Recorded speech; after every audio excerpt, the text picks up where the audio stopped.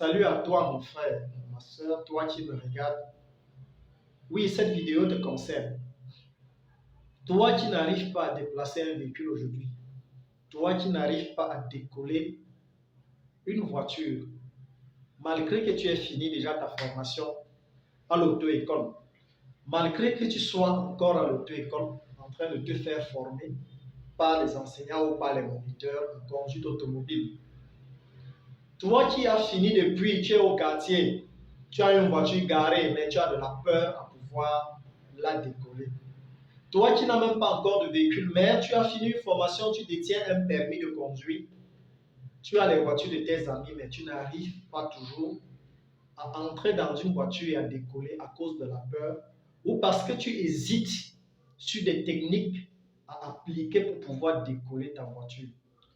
Je viens donc avec cette vidéo aujourd'hui pour t'indiquer, pour t'expliquer et pour te donner la meilleure technique, pour te donner la meilleure façon que tu dois utiliser pour pouvoir déplacer ou pour pouvoir décoller ton véhicule aujourd'hui.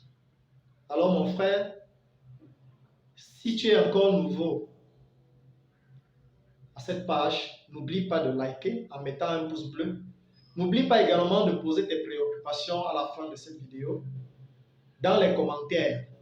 Tu partages également la vidéo à d'autres personnes qui ont les mêmes difficultés que toi. Et n'oublie pas surtout de t'abonner pour ne pas oublier les prochaines vidéos. Mon frère, ma soeur, tu as fini la formation. Je m'en vais te donner deux techniques, deux méthodes très importantes pour pouvoir décoller un véhicule sans hésitation, sans souffrir, sans avoir de problème, comme un professionnel. Oui, comme un professionnel. Tu m'as bien suivi. Alors, qu'est-ce qu'il reste à faire? Alors, lorsque vous entrez dans une voiture et que vous avez déjà votre permis de conduire qui vous autorise à être à bord d'un véhicule, c'est la première fois, après avoir fini la formation, d'entrer dans un véhicule, vous ne savez pas comment, vous avez déjà oublié les techniques. Qu'est-ce que l'enseignant avait expliqué? Qu'est-ce qu'il faut faire? J'ai peur, je ne sais pas si c'est encore ça ou ce n'est pas ça. Alors, je m'en vais donc te donner deux techniques.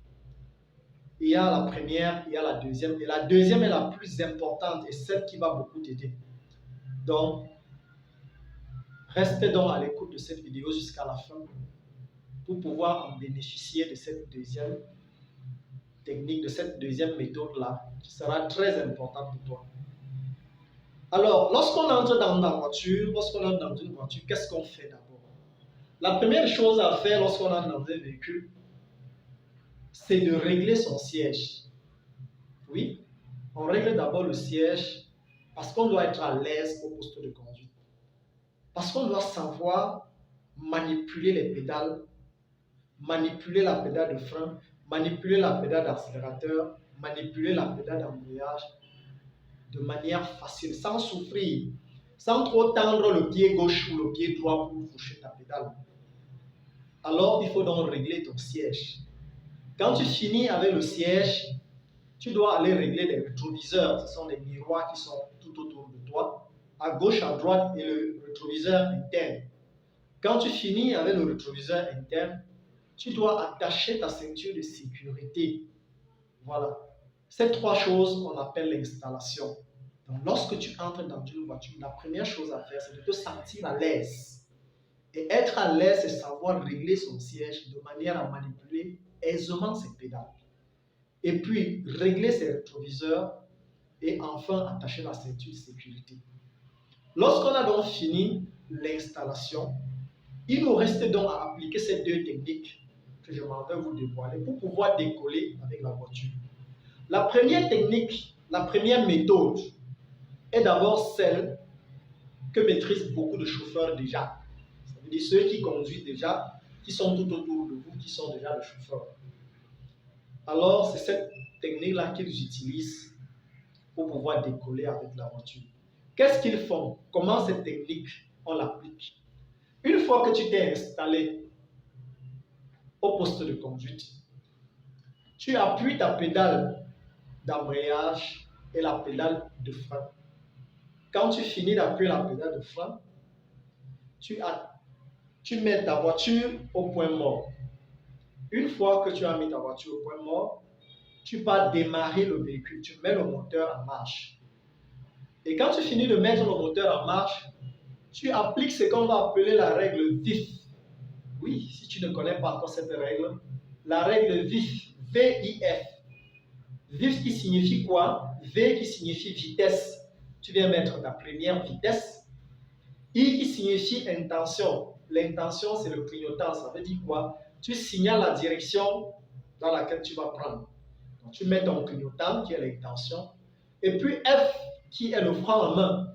Tu vas donc venir baisser le frein en main pour pouvoir libérer les roues telles que tu peux décoller facilement. Une fois que tu as appliqué la règle VIF, à savoir vitesse, la première vitesse, intention qui est le clignotant et le frein en main. Maintenant, qu'est-ce qu'on va faire? Les pieds sont à fond sur l'embrayage et le frein. Tu commences plutôt par lâcher la pédale de frein. Tu t'en vas sur l'accélérateur. Tu accélères légèrement la voiture jusqu'à ton aiguille du tachymètre ou du compte-tours. Monte jusqu'à 1,5 ou 2. Ça veut dire que tu as accéléré ton moteur jusqu'à 1500 tours, voire 2000 tours par minute. Oui. Quand ton aiguille est entre 1500 ou 2000 tours par minute, tu maintiens l'accélération à ce niveau-là. Une fois l'accélération maintenue, tu reviens maintenant commencer par libérer ton pied gauche sur ta pédale d'embrayage. Une fois que tu libères la pédale d'embrayage, tu commences par libérer la pédale d'embrayage. Tu libères de manière progressive. On ne lâche pas brutalement. On lève petit à petit, centimètre par centimètre, le pied sur la pédale d'embrayage. Parce que la pédale d'embrayage agit comme un ressort. Que lorsque vous êtes en train de laisser lever le pied sur l'embrayage, elle a tendance à pousser le pied pour vite se libérer. Alors ce que tu as à faire, c'est de libérer l'embrayage de manière progressive, très lentement. Tu lèves petit à petit, tu lèves ton pied petit à petit.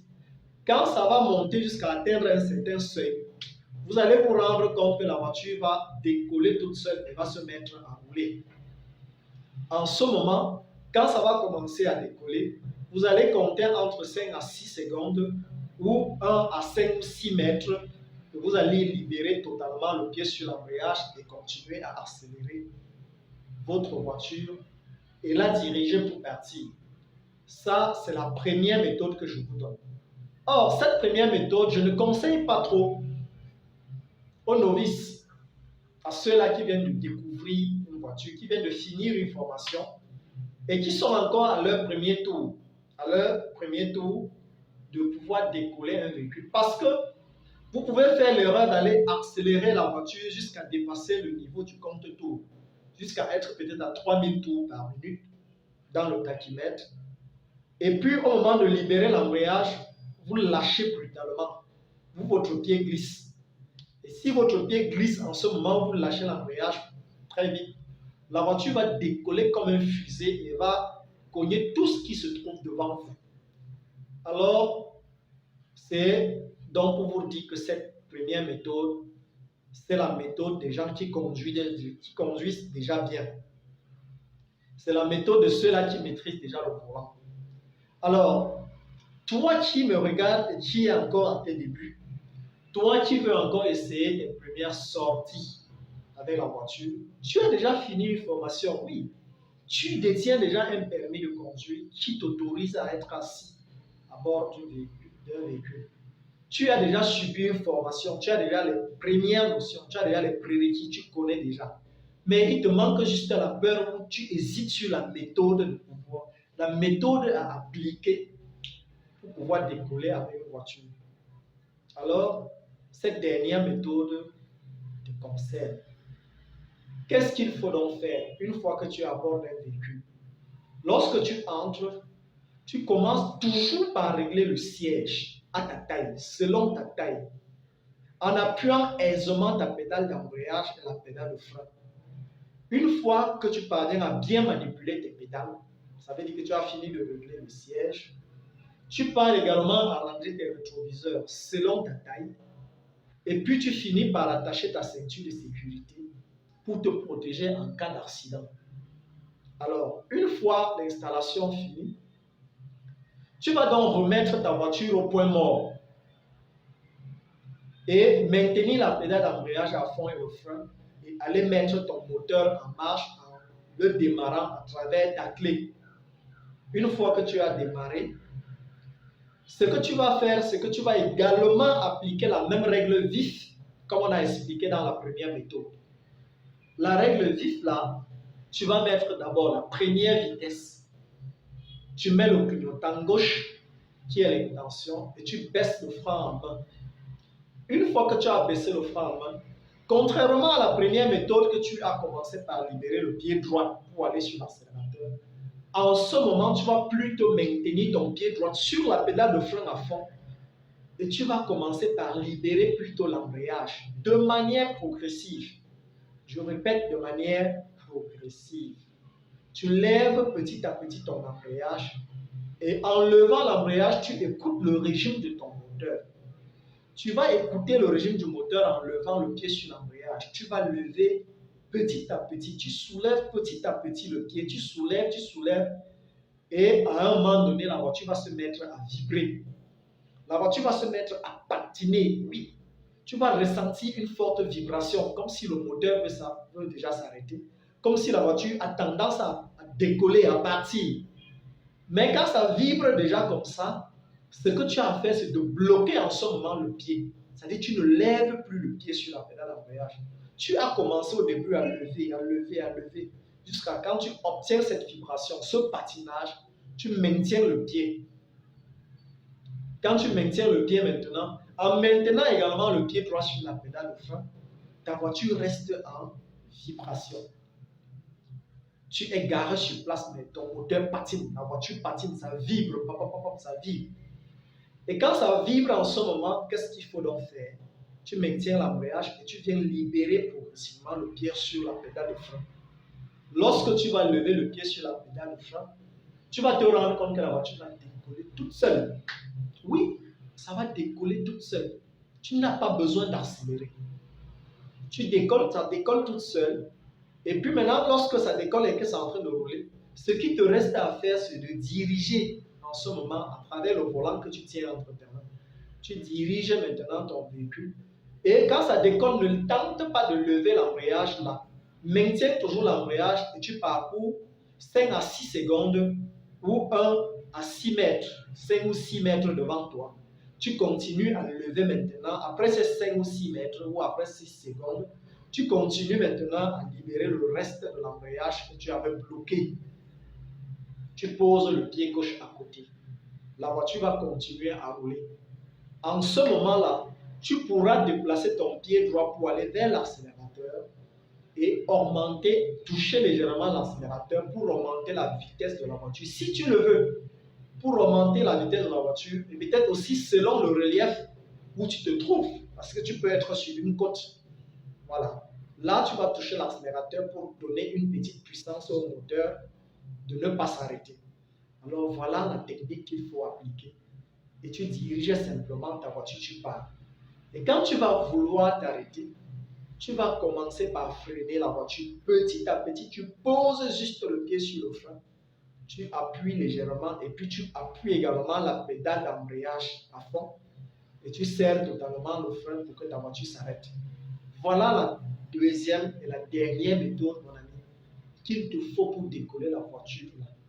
C'est très simple comme méthode. Voilà les deux techniques que vous devez utiliser pour pouvoir décoller votre véhicule. Alors, à ce moment, je pense que cette peur que tu avais, ces hésitations que tu avais pour pouvoir décoller ta voiture sont déjà finies. Tu as déjà une assurance à toi parce que je viens de te donner la méthode. Je viens de te donner la technique qu'il faut aller simplement appliquer et décoller avec ta voiture et rouler maintenant avec. Si cette vidéo t'a plu, partage comme je l'ai dit. donne-moi quelque chose ou dis-moi quelque chose en commentaire et n'oublie pas de t'abonner pour ne pas rater la prochaine vidéo. Alors, ciao!